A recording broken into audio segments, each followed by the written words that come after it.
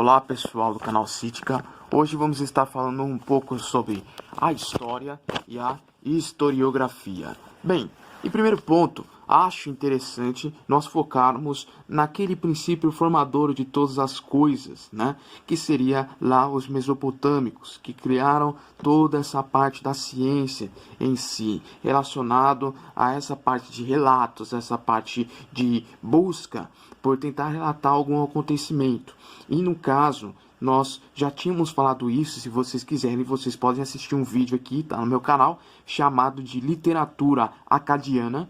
Lá nós esboçamos a origem da ideia de você fazer poesias e ali ter aquelas ritmificações que são diferenciadas, porém muito marcadas por aqueles, vamos dizer, entre aspas, trovadores que existiam na época. Esse trovador é um termo medieval, mas aqui a gente diz para aquelas pessoas que faziam esse trabalho de cantar, de relatar esse conhecimento pelas ruas, e isso foi muito consagrado ali com Enreduana. E Enreduana, né, esse nome que espero que vocês se lembram, e eu também, que é um nome muito difícil, muitas vezes esqueço, é um nome que é de uma mulher que foi colocada ali, alçada pelo Sargão para ali ser uma sacerdotisa, e ela acaba fazendo esses mitos, né, esse tipo de comprovação da realidade de uma forma mitológica praticamente, colocando os fatos de uma forma um pouco mais diferenciada.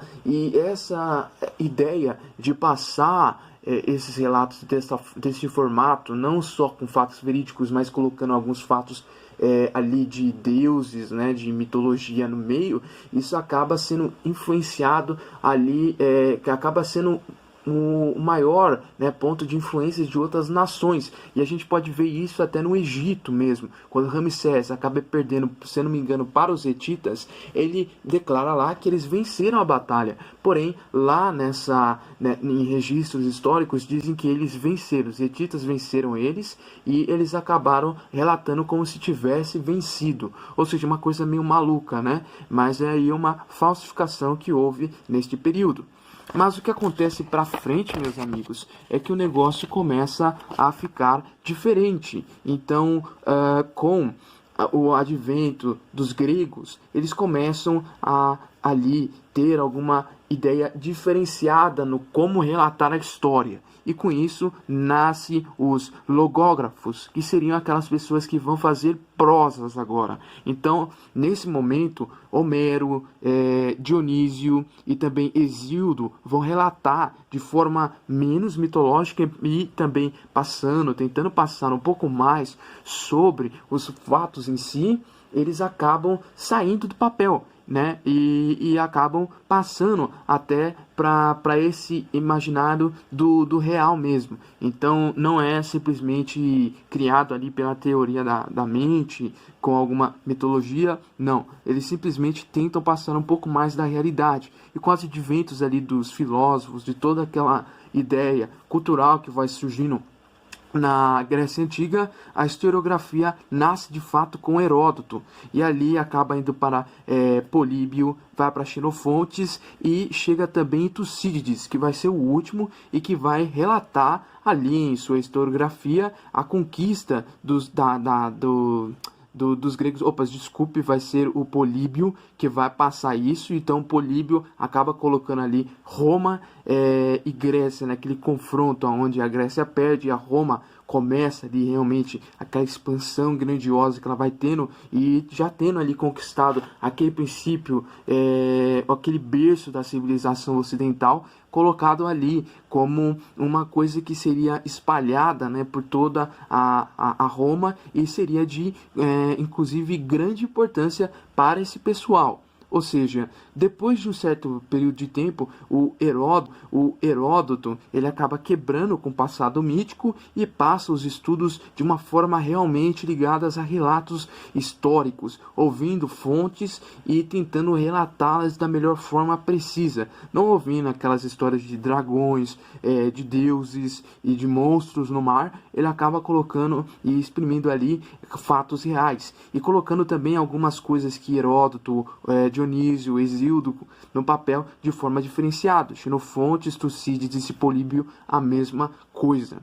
Tá, mas e com isso? O que que a história vai trabalhar? Bem, ela vai trabalhar com aquele princípio de você buscar um conhecimento no passado, né, que está vindo de uma inquietação, e para explicar o presente você precisa conhecer esse passado. Entende? Então, muitas das coisas que a gente estuda, não sendo só a história, às vezes precisa de um conhecimento passado. Então, se você vai estudar, por exemplo, medicina, você vai começar a estudar esse modelo, mas aonde ele começou? Como que eram os primeiros estudos desse princípio? Como que essa ciência foi evoluindo? Quem são os principais pensadores? Entende? Então, isso vai se conectando com outras áreas. E a história é dependente de outras áreas, assim como várias áreas são dependentes da história.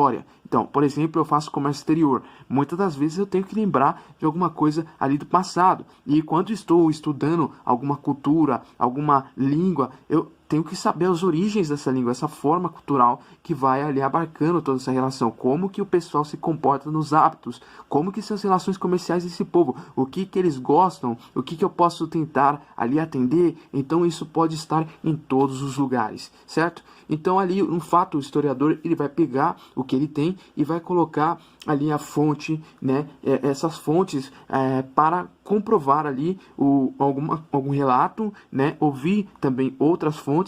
Então essas fontes vão ser assim, geralmente a que é a mais precisa é a fonte primária, mas ali eles também procuram a fonte secundária e a fonte terciária. Bem, a fonte primária é aquela que são documentos, livros oficiais. Então, por exemplo, pode ser o livro Mein Kampf do Hitler, e aí você vai ter lá o relato do jeito que o Hitler falou. Você vai ter livros ali do Stalin, onde ele vai estar dando o relato dele, entende? O livro Das Kapital, do Karl Marx, você vai ver ali relatos vindos do próprio Karl Marx.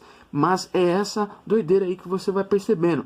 Esses documentos oficiais são aqueles que foram escritos ou que tiveram ali uma passagem basicamente grandiosa daquele personagem relatado ali de forma oficial. Agora, as fontes secundárias, o que seria? Seriam ali fontes de historiadores de forma precisa, pegando e relatando o fato. Então isso pode abarcar as escolas, né?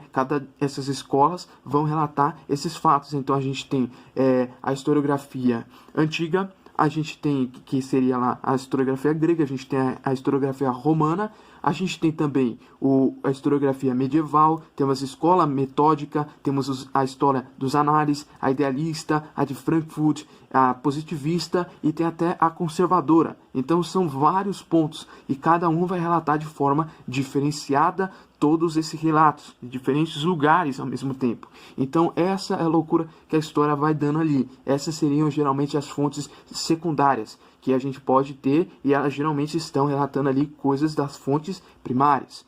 E a história vai pegar ali, em algumas dessas escolas, relatos centrados basicamente em reis, ditadores, esse tipo de coisa, e indo até talvez ali hábitos culturais dessas pessoas, atendendo até princípios antropológicos e sociológicos. Então eles vão estudar todo este processo, vão entender a dança, vão entender a cultura, vão entender as artes, vão tentar buscar o contraditório. Então, por exemplo, a época medieval, que é uma época muito, mas muito escondida, e tem várias fontes secundárias que foram ouvidas até hoje, estão sendo mais relatadas hoje em dia as fontes primárias. Então as fontes primárias, fontes secundárias, até as fontes terciárias, que eu já vou falar daqui a pouco, elas são muitas vezes importantes para discutir todo esse processo. Então você vai ter alguns medievalistas, por exemplo, que vão apontar que o pessoal acreditava em terra plana. Outros vão apontar que existia a ideia de que a Terra já era redonda na concepção deles. Existem outros que dizem que foi a época que a mulher foi mais reprimida. Outros já dizem que foi uma época onde se existia mais liberdade do que na época renascentista. E assim vai. É um leque imenso de possibilidades que você vai pegando todas essas fontes e tentando juntar ali para colocá-las à prova, colocá-las em área. E geralmente o que na verdade a gente sempre procura são as fontes secundárias. E as fontes secundárias acabam criando essa certa concepção diferenciada da interpretação do mundo antigo. Então às vezes você vai ver ali um pessoal mais marxista defendendo ali, por exemplo, uma ideia diferenciada, e você vai ver uma pessoa mais conservadora colocando em outros pontos. Ou seja, a história também tem um envolvimento na antropologia, na sociologia, na política e todos esses movimentos. E na geografia também, porque a gente tem que saber o período que a gente está estudando e, obviamente, o local que a gente está estudando, como que era ali o cultivo das pessoas, a agricultura desse pessoal, como que é o terreno, como que é essas coisas. Então tudo isso vai envolver a história, certo? Então é basicamente isso que eu gostaria de falar com vocês. Em primeiro ponto, esse vídeo ficou grande, gostaria de fazer vídeos pequenos, mas eu tô vendo que eu só perco tempo com isso, certo? Então é basicamente isso. Valeu, um grande abraço aí, pessoal. Apertem aí em se inscrever, apertem também no sininho e também estejam a par aí de todas essas coisas. Aperta no joinha aí, tá ok? Certo? É isso, pessoal. Ainda não tenho playlists, como eu disse pra você, depois eu vou fazendo isso. Estou fazendo uns trabalhos aqui, está meio complicado, por isso não estou postando muito vídeo, mas creio que isso logo logo vai se resolver. Estou pesquisando ali análise comercial e também uma análise econômica do Uruguai e da Itália, então isso está dando um problema muito sério aqui para o trabalho que estou fazendo, mas é isso, pessoal. Valeu aí, um grande abraço e tchau!